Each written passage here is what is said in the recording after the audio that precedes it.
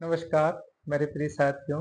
मैं नीलेश शर्मा अपने इस YouTube चैनल पर आप सभी का पुनः हार्दिक स्वागत, हार्दिक अभिनंदन करता हूँ।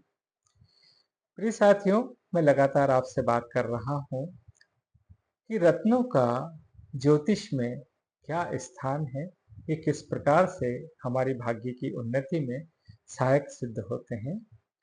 इसके अंतर्गत मैंने प्रथम पार्ट में आपसे ये बात करी कि मेष लग्न या मेष राशि के लिए कौन से रत्न भाग्योदय कारक होते हैं। दूसरा, मैंने आपसे बात करी कि वृषभ राशि में और वृषभ लग्न में कौन कौन से नग हमारे भाग्य की उन्नति में सहायक होते हैं। उसी की श्रृंखला में आज हम मिथुन राशि पर बात करेंगे। राशि पर बात करूं उसके पहले मैं आपसे एक बात और कहना चाहता हूं। मैं आपको ये बताना चाहता हूं कि इन श्रृंखलाओं में मैं आपको इन सब राशि में लगने वाले सभी रत्नों के बारे में विस्तार पूर्वक बताऊंगा। साथ ही नगों के बताने के बाद जब हम अंतिम पड़ाव पे चलेंगे रत्नों के, तो हम ये बात करेंगे किस नगों को पहनने की क्या विधि है। इस नग को पहनने के लिए हमें किस प्रकार के वस्त्र पहनना चाहिए, किस प्रकार का हमारा खान पान रखना चाहिए, जिससे ये हमारी ज़्यादा से ज़्यादा मदद कर सकें और हम इन रत्नों का भरपूर लाभ ले सकें। क्योंकि इसमें ज्योतिष में और रत्नों की विद्या में नियम और संयम का बहुत महत्व है। वैसे तो पूरा जो जीवन है हमारा, जितना हम नियम और संयम से चलें उतना कम है, लेकिन विशेष करके हर एक ग्रह आपसे कुछ न कुछ चाहते हैं। यदि हम उनकी मर्यादाओं का पालन करते हैं तो हमारी उन्नति में वो रॉकेट के समान हमारे काम को गतिशीलता प्रदान करते हैं। तो आइए आज हम बात करते हैं कि मिथुन राशि या मिथुन लग्न के अनुसार कौन कौन से रत्न हमारे लिए लाभकारी होते हैं। प्रिय साथियों, मिथुन राशि के अंतर्गत हम क अक्षर को लेते हैं या छ अक्षर को लेते हैं। छ छतरी का, क कमल का। इंग्लिश के हिसाब से के और सी एच, ये अक्षर मिथुन राशि के अंतर्गत आते हैं। और मिथुन लग्न में भी इन अक्षर की विशेष महत्वता होती है। लेकिन जिन्हें अपना लग्न नहीं मालूम है, सिर्फ राशि मालूम है, तो मिथुन लग्न के अंतर्गत आपको पन्ना यानी कि एमराल्ड पहनना चाहिए। इसके पहनने की जो मात्रा है या इसको पहनने का जो अनुपात है, वैसा ही है कि आप यदि 10 साल के हैं और आप थोड़ा सा तामसी भोजन यानी कि आप नॉनवेज या एग वगैरह लेते हैं, तो आपको 10 साल बराबर 1 कैरेट लेने की आवश्यकता है। यदि आप सात्विक आहार लेते हैं तो आप 8 साल की उम्र में 1 कैरेट ले सकते हैं।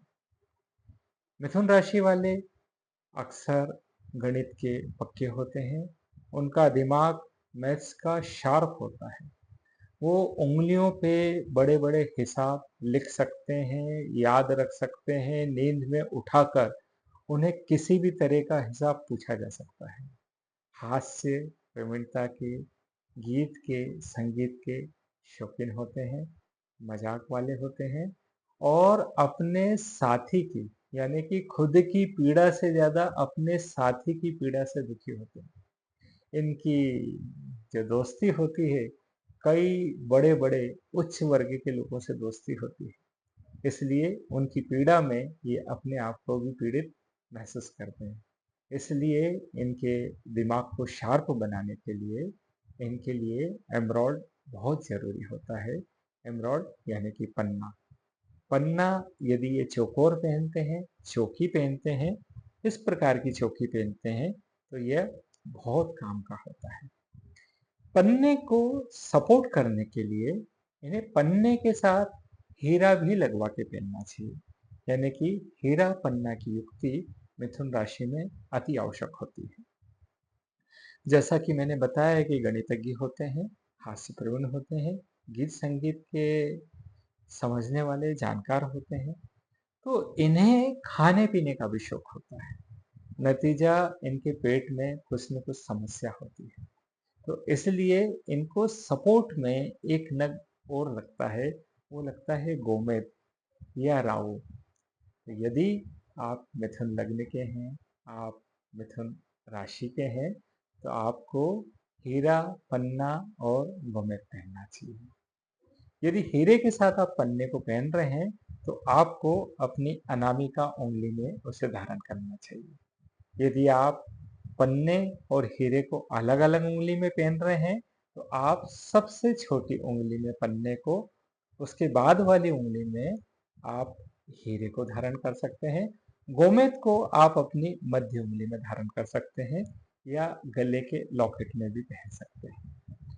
प्रिय दोस्तों, मिथुन राशि में या मिथुन लग्न में हीरे पन्ने को स्वर्ण धातु में या पंच धातु में पहनना जरूरी हो जाता है।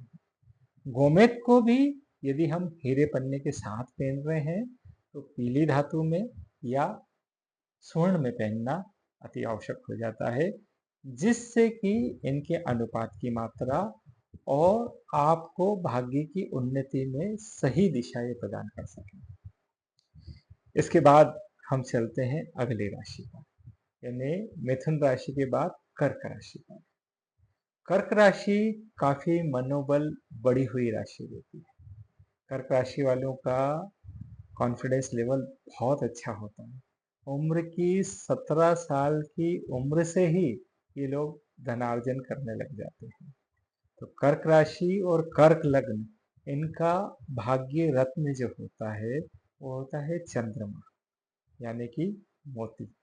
मोती पहनना इनके लिए फायदेकारक होता है, क्योंकि इनका मनोबल बहुत बड़ा हुआ होता है। तो इनके मन को बैलेंस करने के लिए मोती इनके लिए आवश्यक हो जाता है। और प्रिय साथियों, मैं आपको बताना चाहूंगा, कर्क राशि का शुरुआती अक्षर होता है ह और ड। उदाहरण के तौर पे, यदि आपका नाम हरीश है, आपका नाम हेमंत है, आप हिना अपना नाम लिखते हैं, आप हर्षिता लगते हैं, तो आपके लिए चंद्रमा का नग मोती पहनना फायदेकारक है। लेकिन अकेला मोती यहाँ पर सहायक नहीं होता है। तो कर्क राशि और कर्क लग्न दोनों को मोती के साथ मूंगा भी धारण करना चाहिए। और इन दोनों को और ज्यादा मजबूती देने के लिए आपको पीला पुखराज भी पहनना चाहिए। पुखराज, जैसा कि अपने पिछली वीडियो में बताया था, पुखराज हमें अपनी पहली उंगली में, मोती हमें सबसे छोटी उंगली में, मूंगा हमारे बीच की उंगली में। कभी कभी क्या होता है कि चंद्र और मंगल यदि आपके साथ में बैठे हुए हैं और आपके पास आवश्यक बजट नहीं है कि मैं 3 उंगलियां अलग अलग पहन सकूं, आप सिर्फ 2 ही रत्न पहनना चाहते हैं, और आप अपने मनोवृत्ति को और अपने चित्त को स्थिर रखना चाहते हैं, तो आप मूंगे और मोती को साथ में भी पहन सकते हैं। आप गले के लॉकेट रूप में तिलक के शेप में भी पहन सकते हैं। इसमें अक्सर मोती जो है वो एक ही प्रकार का आता है। पुखराज जो है वो चौकी और ओवल शेप में आता है। तो यहाँ पर एक बारीक बात मैं आपको बताना चाहूंगा, यदि आप कर्क राशि और कर्क लग्न के होते हैं, तो ओवल शेप का मोती, ओवल शेप का पुखराज आपके लिए अत्यंत फायदेकारक होगा। यहाँ आप चौकी पुखराज के लेना अवॉइड कर सकते हैं। साथ ही मैं आपको एक बात बताना चाहूंगा कि मूंगा, यदि मान लीजिए आपका मनोबल थोड़ा सा कमजोर है, आत्मविश्वास डगमगाता है, निर्णय लेने में जल्दबाजी करते हैं, तो आप यहाँ पे त्रिकोण मूंगा ले सकते हैं, यानी कि समोसे के शेप में आप मूंगे को ले सकते हैं। मूंगे के लिए सबसे अच्छी धातु तांबा माना जाता है। मोती के लिए सबसे अच्छी धातु चांदी मानी जाती है। पुखराज हम स्वर्ण धातु में पहनते हैं या पंच धातु में पहनते हैं। यदि हमें मूंगा मोती साथ में पहनना है, तो हम चांदी में पहने, तांबे में नहीं पहने। इस बात का विशेष ध्यान रखें। इसके बाद मेरे प्रिय साथियों, हम अगली राशि पर चलते हैं, यानी कि मेष राशि हो गई, वृषभ राशि हो गई, मिथुन राशि हो गई, कर्क राशि हो गई। अब अगली राशि आती है हमारी लीवो, यानी कि सिंह राशि। सिंह राशि वाले व्यक्ति, जैसा कि नाम से महसूस होता है, इन्हें आलस्य के दौरे पड़ते हैं। इनका मन होगा तो सभी काम कर देंगे, इनका मन नहीं होगा तो सभी काम नहीं करेंगे, यानी कि बहुत मूडी व्यक्ति होते हैं। लड़ने झगड़ने में होशियार होते हैं। आत्मविश्वास तो इनका कहना ही क्या, काफी बड़ा होता है। तो ठीक उसी प्रकार से इनके रत्नों की भी जमावट होती है। इन्हें रत्नों का राजा माणिक, वो इनका भाग्य रत्न होता है, इनके लिए लाभदायक होता है, क्योंकि इन्हें अपने मान, यश और कीर्ति की विशेष चिंता होती है। ये अपने मान, यश और कीर्ति के लिए कुछ भी कर गुजरने से पीछे नहीं हटते हैं। इन्हें जरा भी लगता है कि मेरे किले में यदि कोई सेंध लगा रहा है, मेरे नाम और यश कीर्ति के पीछे यदि कोई पड़ा हुआ है, तो फिर आप मान के चलिए ये हाथ धो के उसके पीछे पड़ जाएंगे। इसलिए यहाँ पर सिंह राशि वालों को अपना रुतबा बनाए रखने के लिए माणिक पहनना जरूरी हो जाता है, और यदि यह गुलाबी कलर का हो तो अत्यंत श्रेष्ठ होता है। माणिक दो प्रकार का आता है प्रिय साथियों। मैं इन सब वीडियो के अंत में प्रयास करूंगा कि सब रत्नों का आपसे परिचय करवाऊं, आपसे ये भी परिचय करवाऊं कि इन सब रत्नों को दिखाने के बाद मैं आपसे ये कहूंगा कि कौन सा रत्न ओरिजिनल होता है, कौन सा रत्न उसका सब्स्टिट्यूट होता है, यानी कि इनका डीप ज्ञान और ये किस देश का अच्छा होता है, मैं आपको इन सब बातों की भी रखूंगा। बहरहाल माणिक जो होता है, यदि कोलंबिया का लें तो बहुत अच्छा माना जाता है, और उसमें मान लीजिए बैंकॉक का लेते हैं तो थोड़ा सा ट्रीटेड करा हुआ आता है, यानी कि थोड़ा सा उसमें लेजर किरणों से रंग दिया हुआ होता है। माणिक ओरिजिनल हमें पहनना अत्यंत लाभदायक होता है। माणिक को रिंग फिंगर में पहना जाता है।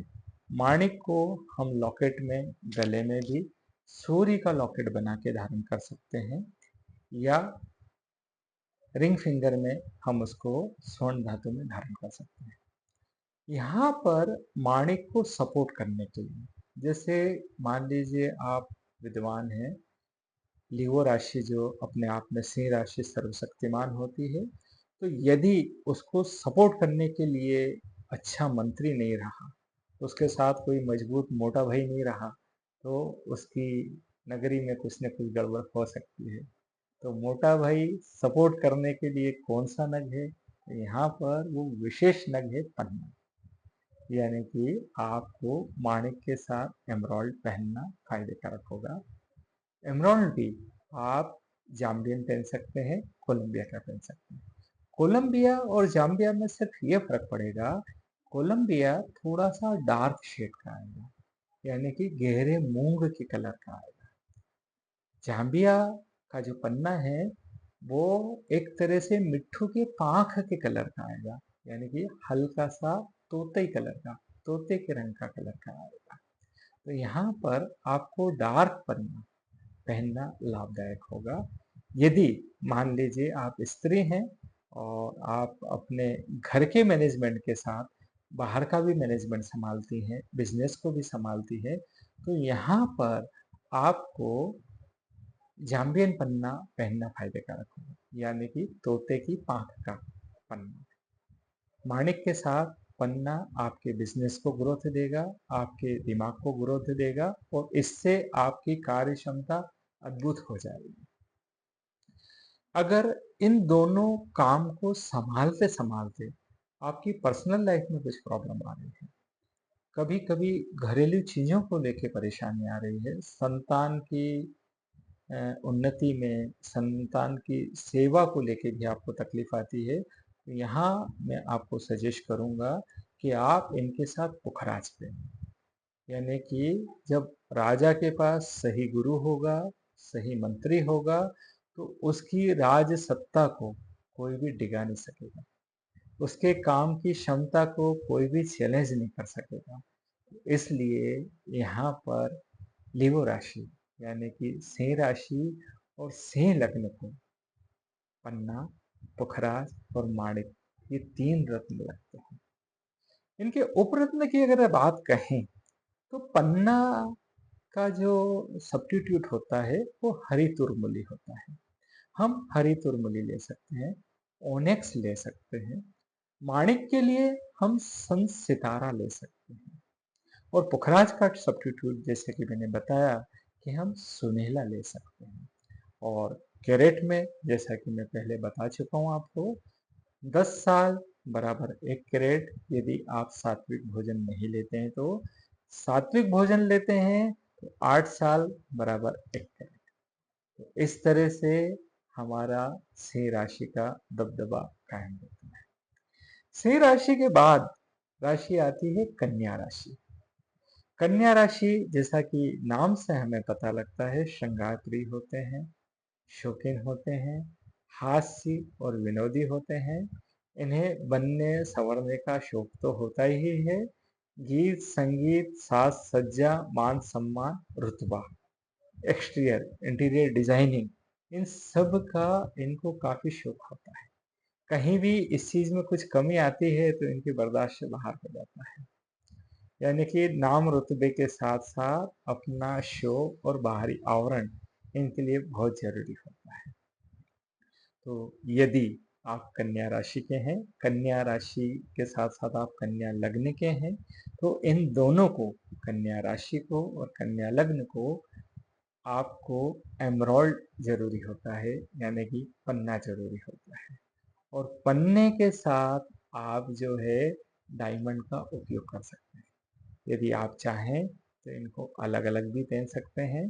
पन्ने को सबसे छोटी उंगली में, हीरे को रिंग फिंगर में, और यदि आप साथ में पहनना चाहते हैं तो हीरा और पन्ना साथ में एक उंगली में पहन सकते हैं। इन 2 रत्नों के अलावा आपको कभी किसी दूसरे रत्न की जरूरत नहीं लगती। हाँ, यदि आप इनका उपरत्न पहनना चाहते हैं तो जैसा मैंने बताया आप ओनिक्स पहन सकते हैं, आप हरी तुरमुली पहन सकते हैं। हीरे के उपरत्न के तौर पर आप जो है अपना ओपेल पहन सकते हैं, स्फटिक पहन सकते हैं। ओपेल थोड़ा सा अगर आप ऑस्ट्रेलियन लेंगे तो आपके लिए अच्छा होगा। ऑस्ट्रेलियन ओपल की एक पहचान होती है, उसमें कुछ कुछ स्पॉट्स, कुछ कुछ दाने जो हैं रात में चकमक का पत्थर आपने देखा होगा पुराने जमाने में जिसकी रगड़ से अग्नि उत्पन्न होती थी। तो ऐसे चकमक के पत्थर में जिस तरह से डॉट डॉट्स रंग बिरंगे होते हैं वैसे आपको ऑस्ट्रेलियन ओपल में महसूस होंगे। तो आप ओपल पहन सकते हैं, आप स्फटिक पहन सकते हैं, स्फटिक की माला धारण कर सकते हैं।